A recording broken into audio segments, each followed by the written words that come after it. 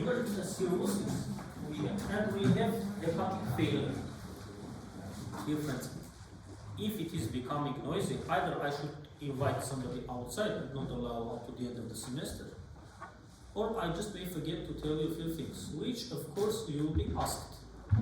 Your lab coat is also together with your coat. No?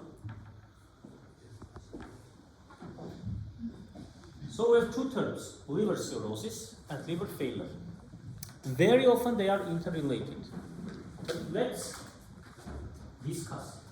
So liver cirrhosis is about the structure. Liver failure is about the function. Of course, if structure is impaired, sooner or later, the function, of course, also will be impaired. That's why they are very close, they are very much interrelated, but it's not exactly the same. In liver cirrhosis, like look, we have heart failure, yes, chronic heart failure. Last year we have spoken. What is chronic heart failure? It's universal end stage of all cardiac and even some non-cardiac diseases, like, for example, anemia, hyperthyroidism, and so on, diabetes. And on the level of heart failure, initial cause already doesn't matter because pathological changes are the same or similar. The same happens for liver cirrhosis. Liver cirrhosis is the outcome of all chronic liver processes. Chronic hepatitis, B and C, may result in viral hepatitis, may result in liver cirrhosis. Autoimmune hepatitis may result in liver cirrhosis. Alcohol abuse may result in liver cirrhosis. Toxic metabolites, no, alcohol also is toxic, but anyway, heavy metal salts. Copper deposition in Wilson's disease may result in liver cirrhosis. Yes, Kaiser-Fleischer's specifically. Iron metabolism impairment, in hemochromatosis, and so on. So it is end stage. But what happens in liver cirrhosis? First of all, before going to liver cirrhosis, if I am not mistaken, this is this lecture, this one, this HBS. Yes. We should focus on this.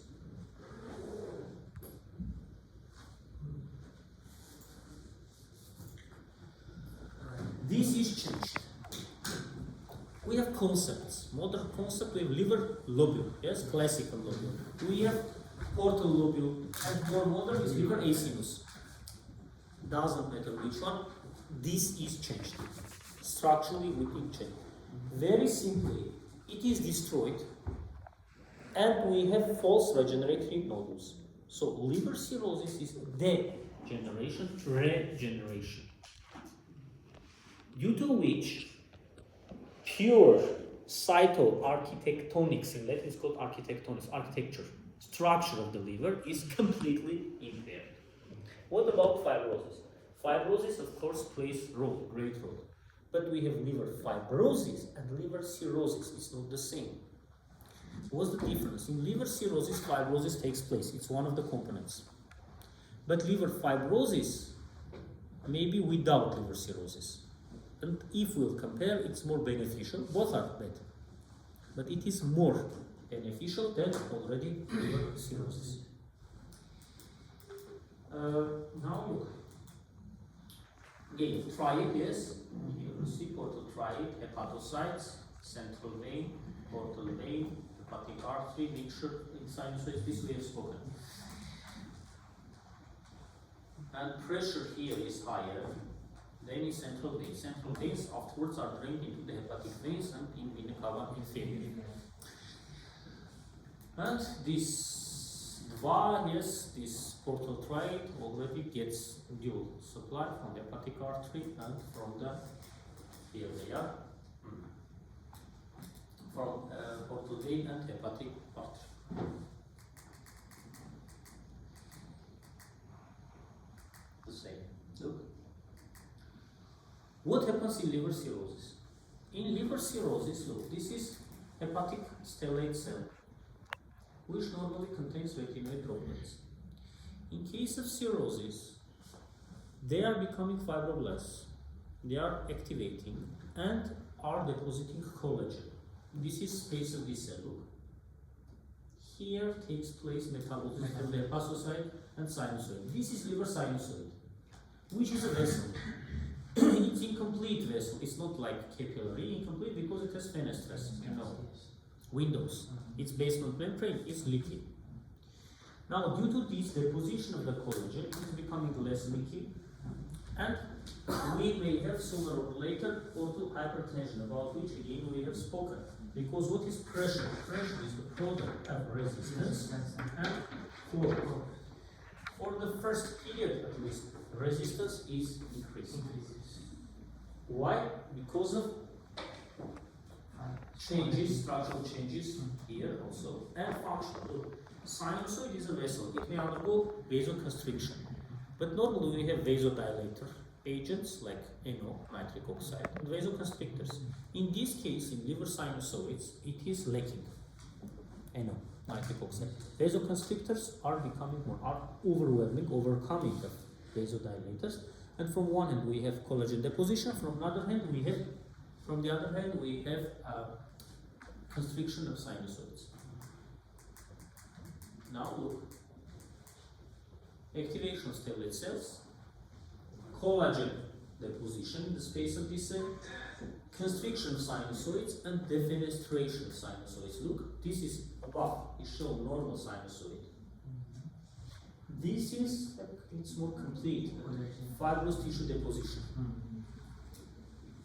This is liver cirrhosis. Some parts I have taken exactly from this for this lecture. I have taken from liver cirrhosis lecture, which is not my lecture, but I have taken from the web.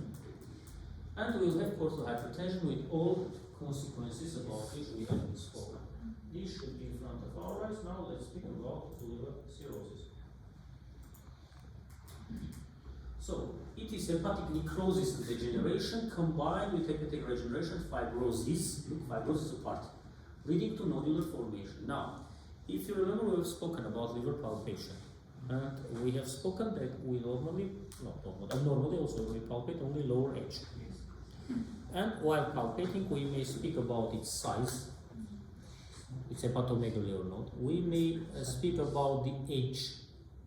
It is sharp or round shaped, and texture or surface. It's smooth or nodular. In this case, it is becoming nodular. You may write down that pathanatomically we are defining or we consider three types. Pathanatomically, micronodular, macronodular, and mixed. Especially macronodular, we may palpate non-smooth, irregular surface. It's a stage of any chronic liver disease, and the initial cause already doesn't matter. Look, histologically, it's regenerative nodules surrounded by fibrous tissue, about which now I'll show you. And we have two variants, compensated and decompensated cirrhosis. Just I want to go forward to show you. This is natural history of chronic liver disease. Chronic liver disease, independently which one.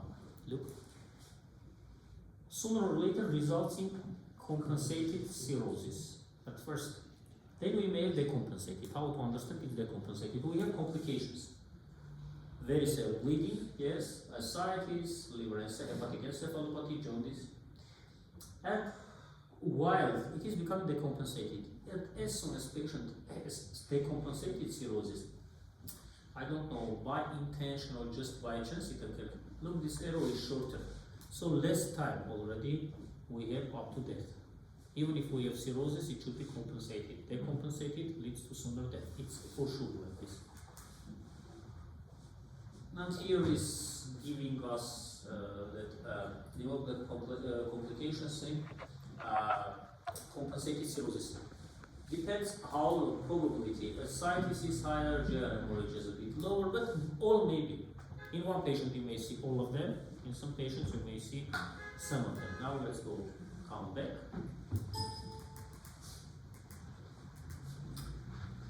I don't want to speak about liver functions because it's more about this. Also we have spoken, look, branch from the hepatic artery, branch from portal vein. Here we have sinusoid and picture. Pay attention to this splenic vein. Splenic vein is drained into vena cava inferior. By the way, while speaking There are a lot of issues about the treatment and so on. This all we don't need for this period. Treatment for the third year, it's fifth year student, sixth year student, yes. For third, I'll tell to concentrate your attention more.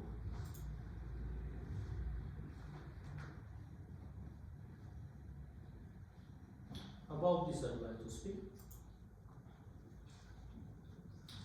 Portocable anastomosis. We have spoken about this, but a few days ago on the 6th year students, there was a question. I will treat it immediately about caput medusae. You know, we have four ramus communicans. Yes, caput medusae. I thought that it's between portal venous system and vena cava superior and inferior.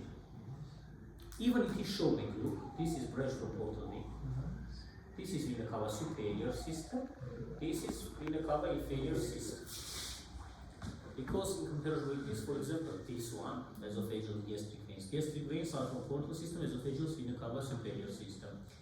Retroperitoneal venous plexus between vena cava inferior and portal vein. Inferior rectal anal veins, one is coming from portal vein, two others are from systemic, so vena cava inferior.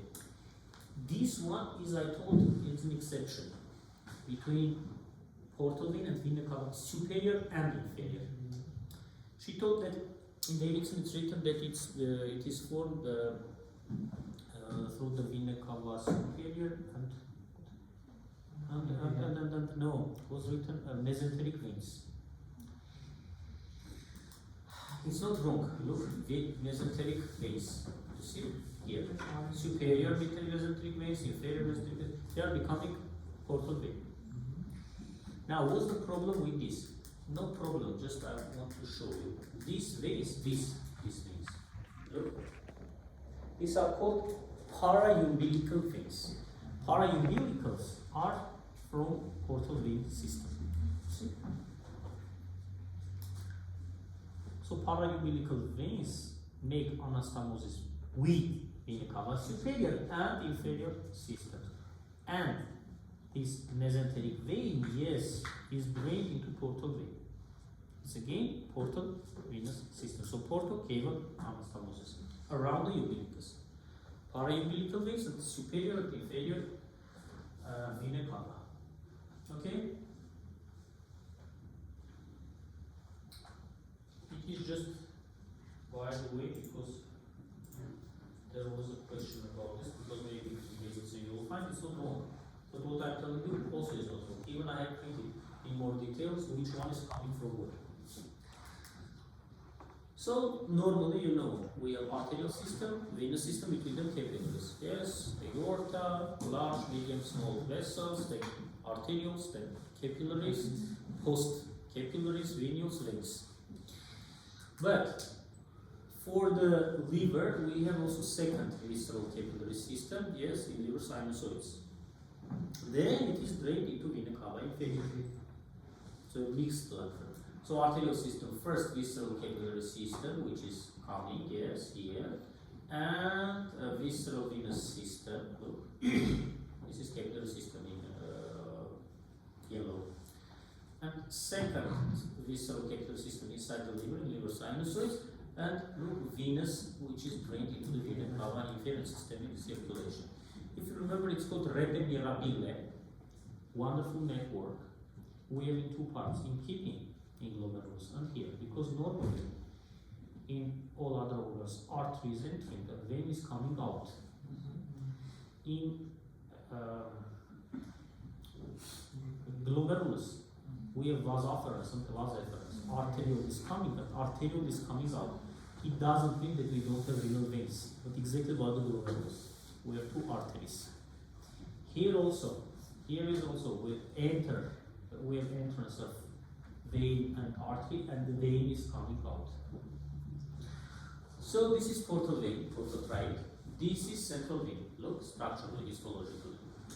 1, 2, 3 zones. Now look. Here pressure is high. That's why from the portal system we will have drainage to the central vein. Where is it? Here? Here.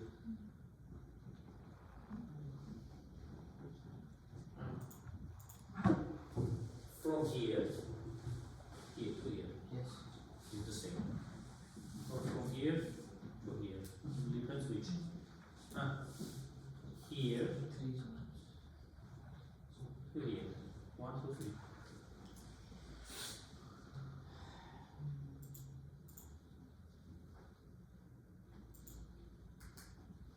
This is the direction of blood flow. Mixed blood, which is entering to the central vein. We have hepatic venous pressure gradient. What is it? Now I'll show you. A bit later we'll come back to this. It is showing us portal venous pressure, portal vein pressure, because direct measurements are more dangerous technically. This one is corresponding to the level of portal pressure, and by measuring this we may judge about the portal pressure. Now look, this is normal liver histologically, and this is in cirrhosis. You see a regular surface texture. Nodular, irregular surface, nodules. Of course, it is autopsy material after the death. Normal hematoxylin eosin staining of the liver. Cirrhosis. This is this. You see this bluish. It is fibrotic tissue. Look. And false regenerative nodules between them, and with compression, resistance is increased. So fibrosis, which is present in liver cirrhosis, but maybe all liver fibrosis, not yet cirrhosis. There are types of fibrosis, bridging fibrosis, and so on. So if we give points, look, we don't have fibrosis, look, portal fibrosis around the portal triad, bridging fibrosis already, and in cirrhosis we have widespread fibrosis. Pathophysiology of cirrhosis. So cause, it's written just causes. External causes, etiology of chronic necrosis, maybe alcohol abuse, for example, or chronic hepatitis B or C. And liver reaction may lead to cirrhosis and complications. There are a lot of interesting moments here, a lot of. For example, in which case we may have cirrhosis. For example, alcoholic liver disease. Let's speak about this because it also results in liver cirrhosis. Look. First of all, normal amount of alcohol, which may be detoxified by a healthy liver, it is like this. 20 to 40 grams per day. It is pure alcohol, 100%. Of course, 100 nobody is drinking. It is, for example, 3 cups of vodka, strong alcohol, or whiskey, up to. But why 20 to 40? First of all, we have male-female difference. Male organism is more prone to metabolism. Females less. Also, we have ethnical moments. Because one of the main moments, if we have alcohol, yes, we have alcohol in the hydrogens, which is metabolizing alcohol to acetic aldehyde. Then final products are CO2 and water. This is byproduct, and this is responsible for toxic effects, for headache on the next day, and so on. If alcohol dehydrogenase is working more, it is metabolizing easily, and we don't have this acetaldehyde, or not that much. But this enzyme is very interesting. It is different in various nations, ethnical groups. Like this, more northern nations have high level. It is coming from hygiene you may pass, like, for example, northern nations, let's take in Finland, for example, it's cold there. They are taking more fatty food. It's winter. And their ADH level is higher. Closer to the equator is lower because it's hot there. Less likely to drink in this climate, especially strong alcohol. And of course, there is also ethnical group. Southern Eastern Asia, India, Sri Lanka, Vietnam, your ADH level genetically is low. its effect is low. It doesn't mean. That's why this, for example, this 20 maybe upper limit, this 20 to 40 is given for different nations. Yes, it's not a good idea. Of course, you may bring yourself to a condition when you may drink more without toxic effects, but likelihood of toxic effects is higher. Even usually I'm telling this, it's a true story. Maybe 50, 60 years ago, more 70 years ago, part of the Vietnam, at that moment, if you remember, Vietnam was also divided into like socialistic part and which was under Soviet Union, like socialistic republic it was, and was the western part under US, like this. This socialistic Vietnam, there was war, Vietnam War and so on. Okay, Socialistic Republic won Vietnam already, and a lot of delegates are going from a lot of countries, are invited, and from Armenia is going local. I don't know, somebody, and is taking own homemade vodka, which is first of all has higher grade, 70, maybe up to 80, and he's from the region when it is they are used to this in Armenia. It's closer to Goris, that part. For Armenia, and lunch, delegates, international, a lot of people, and he's sitting and he's drinking his own vodka. And head of the Communist Party of Vietnam, like president, but he's not called president, he's called first secretary of the party, is coming, like in China now, first secretary. Right? Xi Jinping is first secretary. He's coming, asking what are you drinking, may I take, please? He's taking and is falling down. Really? You understand? Yes, like to go somewhere and kill the president. Like he's killing somebody. Yes. And police is coming. Already he's captured and brought. He's opening eyes already from the floor. He's telling, leave alone, it's my fault, I should not do this. Now he's telling, I understand why Armenia stays so strong and so long, like, historically, because if they can drink this, they may overcome it. Organism is not used to this. For him it was toxic, like to drink 10 liters for us, like it was 1 cup, but it's normal. I mean, metabolism for these people is normal. That's why. Of course, there are a lot of movements, religious and so, especially Islam is not allowing and so on. And these people who are coming here and are in freedom are taking more out of control. So each day you may see abnormal behavior. It is from this, because from the childhood they are not used to this. They are coming here and wow, and results. Now about cirrhosis. Remember, cirrhosis, this I'm telling statistical facts. For example, if a person drinks, for example, once a month more, he's less likely to bring cirrhosis. But if a person takes daily in small dosage, these people are more likely to develop cirrhosis. Portion by portion, it's effective. Also, people who may easily give up drinking, easily. For example, tomorrow I'm not drinking. Yes, you may. You are not attached to this, yes? These people more likely to develop cirrhosis.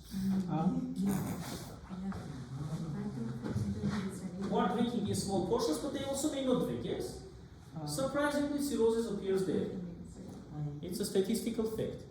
And in liver cirrhosis, alcoholic liver cirrhosis, remember, very typical enlargement of left lobe. It's typical for alcoholic liver cirrhosis.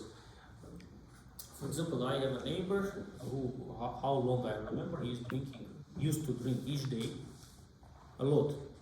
I don't know, half liter, for example, of strong something.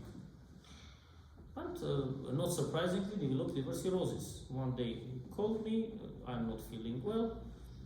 Physical examination, I understood already that has ascites, liver cirrhosis already with complications. But the good idea is that usually their prognosis is better if they give up smoking, drinking, smoking also.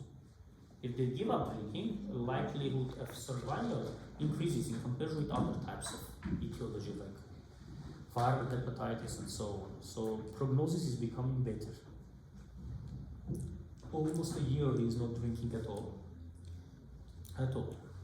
ascites disappeared. Of course, it took medications, of course, has irreversible changes, but what may be saved is saved. Okay? This is about liver cirrhosis.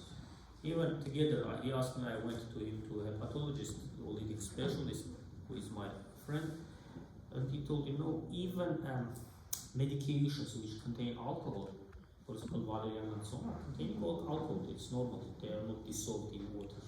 They are dissolved in alcohol. Do not drink. Even this small amount, do not drink, because it has tendency. May start, may not stop. I'm not telling you, from 1 cup will be crucial changes. Already has varicosely dilated esophageal veins, and it is, we are planning to perform ligation, venous ligation, to prevent bleeding. Now look, this is electronic microscopy. This is sinusoid, these are fenestrous. Yes. This slide you know, and this is in cirrhosis. Look, activation of stellate cells, collagen deposition in space of this constriction of sinusoid. Here should be video, but as far as I remember, it's not working normally. Or is sending to a page which I don't know. So let's go for it. Anyway, nitric oxide.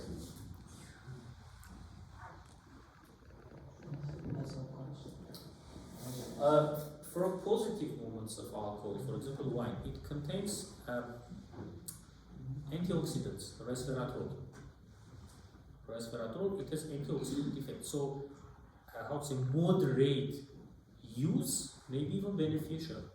Even in heart failure, if it's not alcoholic cardiomyopathy, it is allowed by the guidelines. Because it is dilating vessels, it has antioxidant effects, it has positive effect on mood and so on. So use, consumption is one thing. Abuse is completely different. Abuse is a social problem. Abuse may lead to irreversible changes like liver cirrhosis. Already on this level, it doesn't matter the initial cause. So this is nitric oxide, which is regulating resistance. It's changing anything, no? And if we have lack in nitric oxide, vasoconstrictors are increased and we have vasoconstriction. This same slide I've taken from here. And pressure we know, it's either resistance and or flow is increased. Flow later, because initially we have resistance changes usually. In splenic vasodilation, where great role plays again nitric oxide. So nitric oxide is lacking in sinusoid. But for some reasons it may be overproduced in splenic vat. And it is dilating vessels, and we have inflow increased. So resistance is increased, then flow is increased. Doesn't matter, product is increased, its pressure. Increased loop intrahepatic resistance is the initial mechanism which is leading to portal hypertension. And it is not only structural, about this I was telling you, sinusoidal fibrosis, but also functional active vasoconstriction. So, distorted sinusoidal architecture, which is leading to increased resistance. And here, of course, we have congestive splenomegaly, we have hypersplenism, we have portocaval anastomosis, because increased pressure here is transferred to pressure in systemic circulation. How to measure portal pressure? Of course, we need to measure to understand. Indirect methods I've told you. Remember how indirectly to understand that we have portal hypertension without measurement of portal pressure. What may indicate to increased portal venous pressure? We have spoken about this in 1-2 exam. Logical question. Okay, one thing, if I'm measuring this, how will I tell you now? By ultrasound, also what? Or direct measurement. What may indicate increased pressure in portal system? This I have said, we have spoken in hepatobiliary system lecture. Okay, clinical findings also what? Yes, caput medusae, esophageal varices, they are indicating hemorrhoids, splenomegaly, ascites, they may indicate also what? What I am asking you is very, very easy.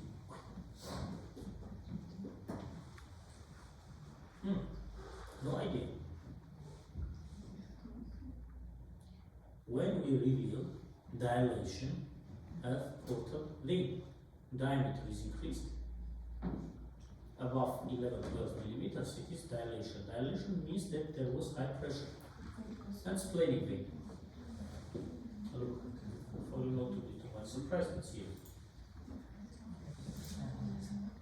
The imaging part. Where is it?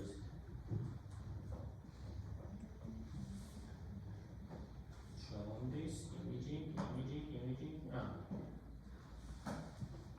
Here. You see? You cannot see because I skipped.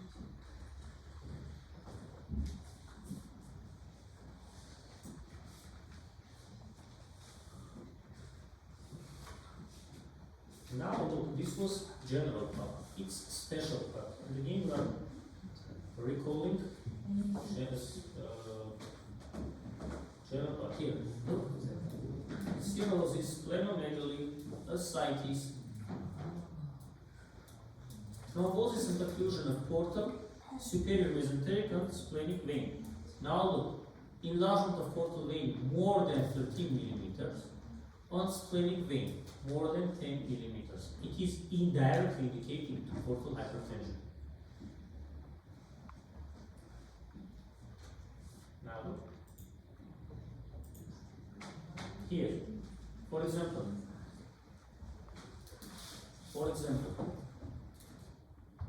if we measure this and reveal that it is 15 millimeters, something happened, yes, it dilated. It is before measurement of portal venous pressure. So, direct methods to insert the catheter inside the portal vein, yes, percutaneous transjugular, are problematic, cumbersome, maybe associated with complications, bleeding, and so on. One of the safest methods is HVPG, hepatic venous pressure gradient, safest and most reproducible measurement. How to measure this, and also, look, this is portal venous pressure, you see, millimeters in mercury column. This is wedge hepatic venous pressure. Now I'll tell you, it is related to that one. Look, 10 millimeters is your WHVP. 10 millimeters is portal pressure. So it's direct linear relationship. For example, 30, 80, 80. So by measuring WHVP, we can understand how much is the portal pressure. And look, hepatic venous pressure gradient is wedge hepatic venous pressure minus free hepatic venous pressure. What is free hepatic venous pressure? It's internal zero, like zero.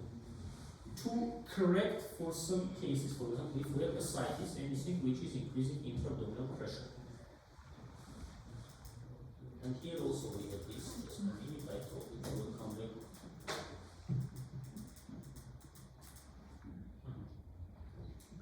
Hepatic vein pressure gradient. Look, hepatic vein pressure gradient. This is hepatic vein, you see. This is sinusoid. This is portal pressure. Look, is entering, is coming out, right into the liver. So, how to get hepatic venous pressure gradient? 2 times. We are inserting balloon. 1 time balloon is deflating, 1 time is inflating. Difference is pressure gradient. Instead of 1000 words, now I'll show one small video, 2 minutes. You will understand how it is measured. I don't remember. Here we have. Yes, we have, I think. Sound. Yes.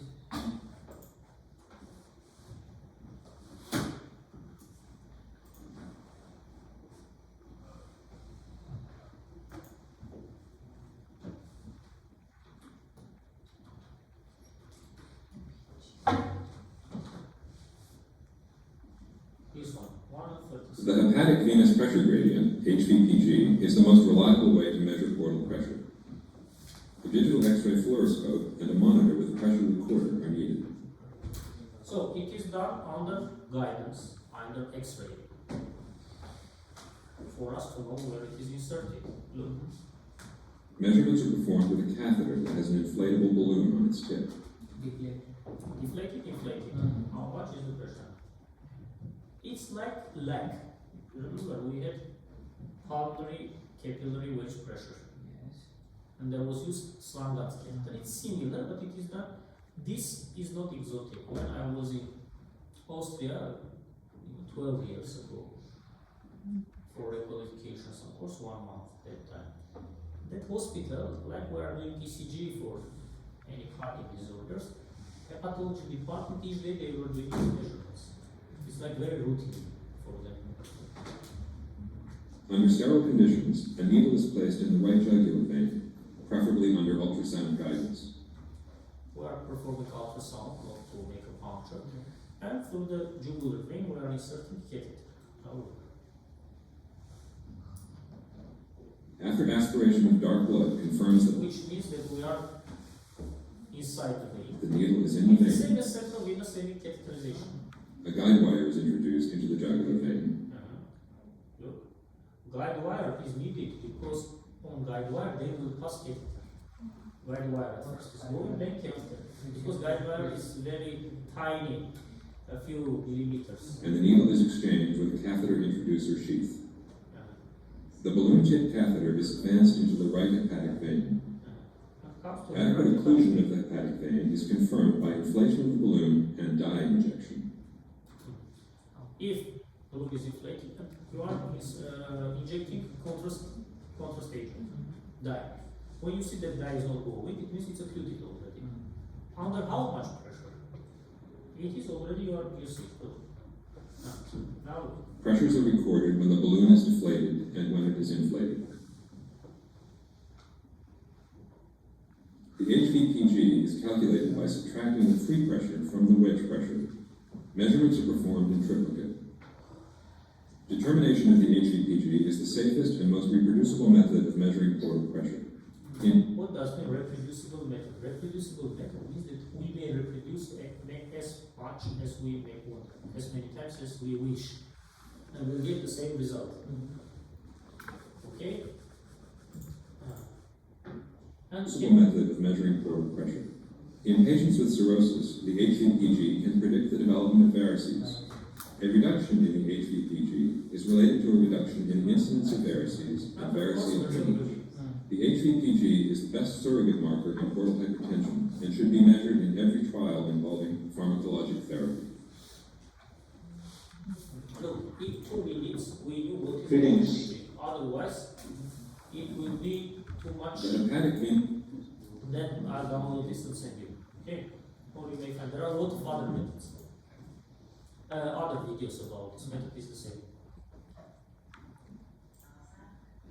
You see, deflated, free, inflated,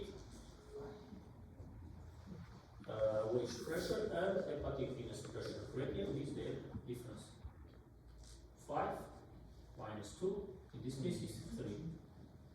Above 12, you remember, it is already total hypertension.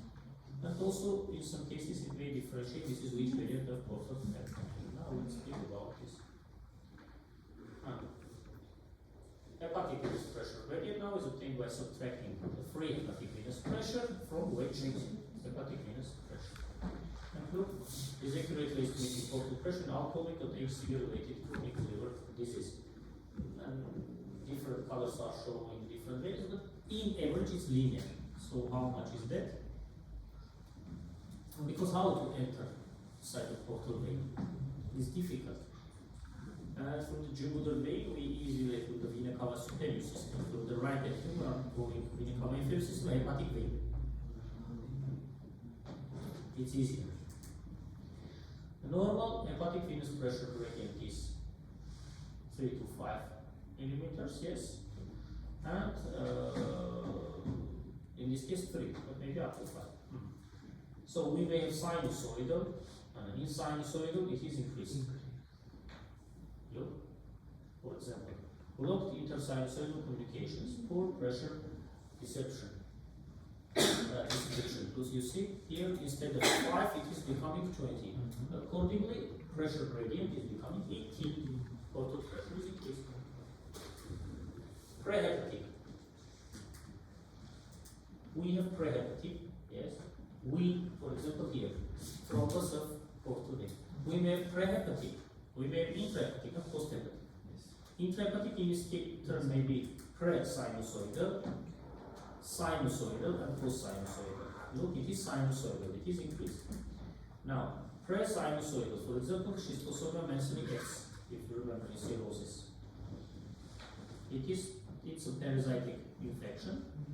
It is depositing X in the branch in sinusoids. We have pressure increase. Pressure sinusoidal. But it is pre-sinusoidal. In pre-sinusoidal, look, HVPG is normal, so not always we may use because, but look, in portal venous pressure is higher.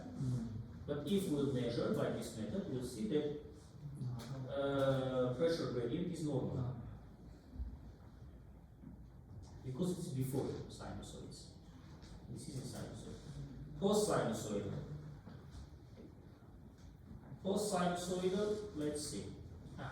In post-sinusoidal also it is increased. This is sinusoid, you see. This square is sinusoid.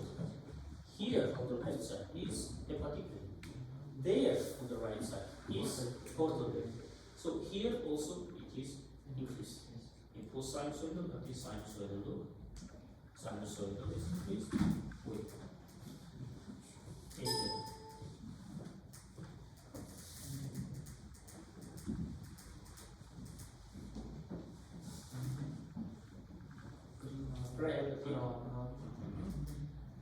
Pre-sinusoidal, portal hypertension. So not in all cases we may use this. We may use in any case, but not always it may indicate. Post-sinusoidal, it is increased. Post-hepatic. In post-hepatic, again, will be normal. Post-hepatic, for example, in heart failure.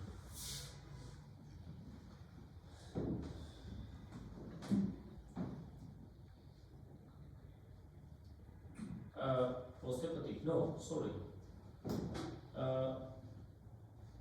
HVPG is normal. Why? Because both free and wedge are increased. You see? One time is inflated balloon is high, 20. Deflated, 80. Difference is normal. And we need this. Where is it? Disappeared. This one. If we take directly with this, we will not understand. Of course, we are measuring. You saw we are measuring where it is inflated, where it is deflated, and we are taking the difference. In right ventricular heart failure, by the way, it's called cardiogenic liver cirrhosis. We have two different terms. We have cardiogenic liver cirrhosis, post-sinusoidal, post-hepatic, and we may have cirrhotic cardiomyopathy. That in the condition of liver cirrhosis, we have remodeling of heart, and it's becoming cardiomyopathy, cirrhotic cardiomyopathy. So here is a table which is showing us hepatic venous pressure gradient in the diagnostics of portal hypertension. So by checking which pressure, free pressure difference, we may say it is which type. Post-hepatic may be heart failure, may be Budd-Chiari, and also in Budd-Chiari we are unable to catheterize hepatic vein because it's a fusion of hepatic vein. Budd-Chiari symptom. So this method there you can use. Okay. Now, while we may have NO increase. NO increase is leading to splanchnic vasodilation, splanchnic is internal organs, and inflow in portal system. Again, product is increased. Now from where? From two moments. This ascites by its territory is transudate. Is not but we may have translocation of bacteria which already may produce nitric oxide. It is one which is leading to vasodilation. And in portal hypertension of shear stress, which again is contributing to nitric oxide release, but it is on later stages. Initially, resistance increase is the most important. Okay. Look, portal hypertension, vasodilation. Vasodilation decreases systemic resistance, vascular resistance. For example, like in fever, we may get this, which is activating GRAS. Look, sodium and water retention, plasma volume expansion, hyperdynamic circulation, which is again contributing to portal hypertension.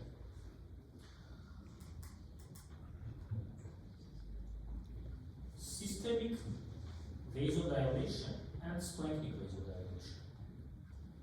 Both are leading to hyperdynamic circulatory conditions. Look, cirrhosis is leading to portal hypertension. In portal hypertension, we have splanchnic and systemic vasodilation due to annual release. We have decrease in arterial blood volume, vasodilation, activation of neurohumoral systems, mainly RAS, sodium water retention, plasma volume expansion, hyperdynamic circulation, which is exacerbating portal hypertension. And an increase, but I'll tell any increase in portal venous inflow sustains portal hypertension. Look, splanchnic vasodilation. These are mesenteric veins. So, in summary, why do we have portal hypertension cirrhosis? By the way, this is what I'm telling you, is up-to-date information, modern concepts, why we. So it may be useful for you in 5th year, in 6th year when graduating, in your refugee exams and so on. More or less the same mechanisms are being discussed. Look, first of all, we have increased intrahepatic resistance. First of all, I mean also by time. Why? Both by structural and functional changes, no need to repeat, yes, written fibrosis and so on. Increased portal venous inflow due to nitric oxide increase, and increased collateral resistance, portocable anastomosis. So also we may have multisystemic illness, multi-organ failure. This hyperdynamic circulatory state. We may have complications on other organ involved in these conditions. So again, the results from system is the same. I don't want to.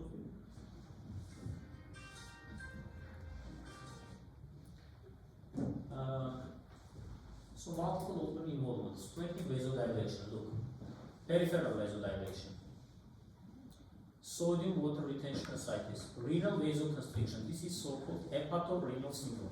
A bit we have spoken about this. Look, when we have pressure increasing portal system, portal vein is taking blood from all unpaired organs from the abdominal cavity. Kidneys are paired. So from kidneys is not taking. Increased pressure there leads to redistribution. Kidneys are hypoperfused. Hypoperfusion will lead to RAS activation. It is another mechanism. High output heart failure. So is leading to decreased peripheral utilization of oxygen, pulmonary vasodilation, so-called hepatopulmonary syndrome, cerebral vasodilation. It's so-called not only we may have edema, but also we may have hepatic encephalopathy. But not only for this, that's why another question. Hepatic encephalopathy we may have up to hepatic coma. First of all, because liver fails to detoxify. Among these 500 functions I told, two main important are synthetic and detoxification. So liver fails to detoxify. Which are clinical manifestations of cirrhosis? Look, we may have no symptoms until it is compensated. Yes, until it is decompensated, unless it is decompensated. Impaired hepatocellular function, already it is liver failure. By the way, maybe synthetic function, yes, low bilirubin and so on, and detoxification function, for example, encephalopathy. Portal hypertension and clinical manifestation of underlying disease. One example I may tell, though they are typical for liver diseases, but for example, look,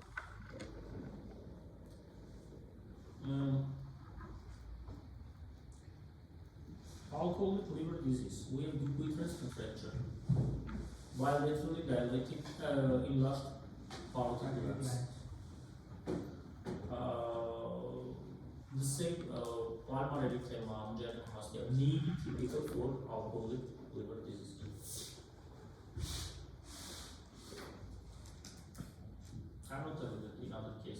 So complications, look, which complications we may have? We may have liver insufficiency, which may result in encephalopathy and jaundice. Portal hypertension, which for one may bring to ascites, may bring encephalopathy due to this portal systemic anastomosis. We may have dilation of ramus communicans, yes, couple medulla and so on. They have not written here, but I'll tell you this liver failure also is contributing to ascites, low level of albumin. We have spoken about this. Natural history of cirrhosis is like this. Chronic liver disease, compensated, decompensated, and death. Decompensation shortens survival, about this we have spoken. How to diagnose cirrhosis? Ideally, it is liver biopsy. But not always it is needed. If we have clinical manifestations, if we have ultrasound imaging, if we have CT imaging, if we have, for example, prehistory like alcohol abuse or positive tests for viral hepatitis or B and C, very often no need. Why? Because look, sometimes, about this also we have spoken. How do we take biopsy? It's a tiny hole with a device under ultrasound guidance. But if we have high risk of bleeding, even this small tiny hole may not be closed. Thrombus formation may not occur. It may be due to 3 factors. First, coagulation markers, vitamin K, fibrinogen, and so on, are low. Yes? Because of lack of synthetic function. It is contributing to bleeding. It's first. Second, we have very often hypersplenism. And in hypersplenism, we have thrombocytopenia, which again increases the risk of bleeding. And third, among synthetic factors, we have thrombopoietin, synthesized by the liver. So its deficiency may result in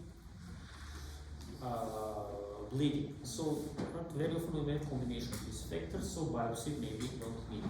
So clinical workup, nature, causes of diseases which are underlying, and severity, fibrosis, complications. Right now we have a method is called elastography, liver elastography. It's a method which is allowing to reveal degree of fibrosis. It's ultrasound examination method which is measuring this elasticity. Diagnostic approach, look, liver function tests, damage tests, especially AST, liver ultrasound, etiological diagnostic tests, for example, hepatitis B, S antigen, and so on. Liver biopsy, look, it's not written on the first place, but I'm telling you, ideally it should be done. Surveillance tests, alpha fetoprotein, sonography, endoscopy, should be paracentesis, creatinine, paracentesis for the character of the fluid. AFP, alpha fetoprotein, high level, may indicate hepatocellular carcinoma. That's about the surveillance there. Okay.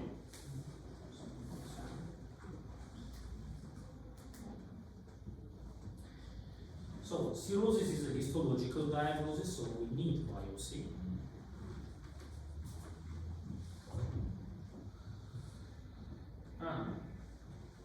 Anyway, patients with chronic liver disease, the presence of various clinical features suggests cirrhosis, as I told you. Presence of these clinical features can be followed by non-invasive testing prior to liver biopsy, in whom we should suspect any patient with chronic liver disease, chronic abnormal aminotransferases or alkaline phosphatase, and physical exam findings. Small liver span, which is shrinkage, I told you, on last stages of liver cirrhosis, liver is not enlarged, liver is becoming smaller. How much is liver span normal? In vain, I read 1 semester lectures for you. 6 to 12 centimeters by right clavicular line. Less than this will be considered as shrinkage.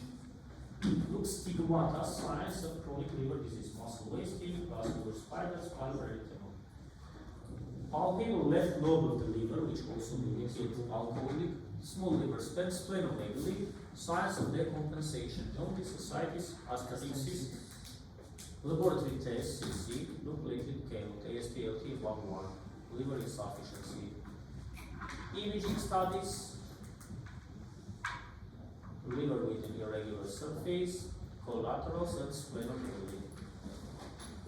Confirmatory liver biopsy is not always necessary in cirrhosis. When, if we have decompensated cirrhosis, liver spleen and or CAT scan diagnostic of cirrhosis, and liver biopsy is not necessary for pre-transplant evaluation, because if anyway you are going to replace it, no need for this biopsy. Then you perform histological verification. On this, let's stop today.